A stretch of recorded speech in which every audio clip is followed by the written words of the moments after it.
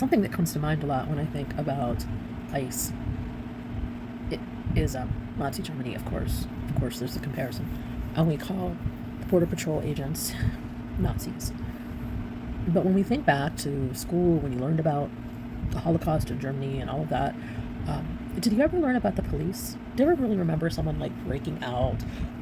Here was the military, here were the police, here were the prison guards, here were, whatever kind of system you might have in place, and suggest that police officers were less complicit in the eradication of human beings because they weren't Border Patrol agents, perhaps? Does anyone ever make that distinction? No. We just talk about Nazis. And that's right. It doesn't matter for general conversational purposes. It certainly matters historically. But in terms of holding people accountable who are enforcing the subjugation of anyone who is not white, Christian, American,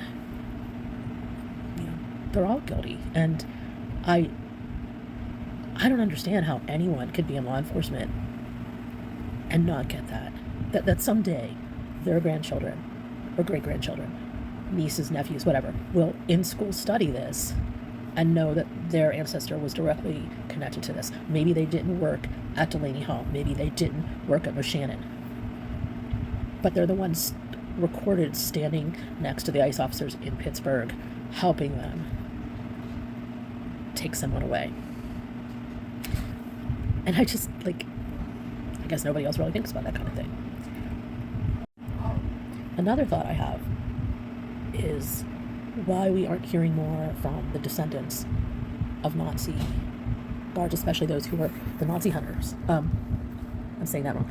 The Nazi hunters found Nazis in both North and South America and dragged them back to Europe to be held accountable, whether they were in wheelchairs or not. And oftentimes their descendants did not have any idea about this reality, and they took a lot of different courses of action. Some just went to ground in denial and weren't accepting that reality. Others took responsibility, got involved in reparations, and devoted their lives to trying to offset this hideous stain on their family.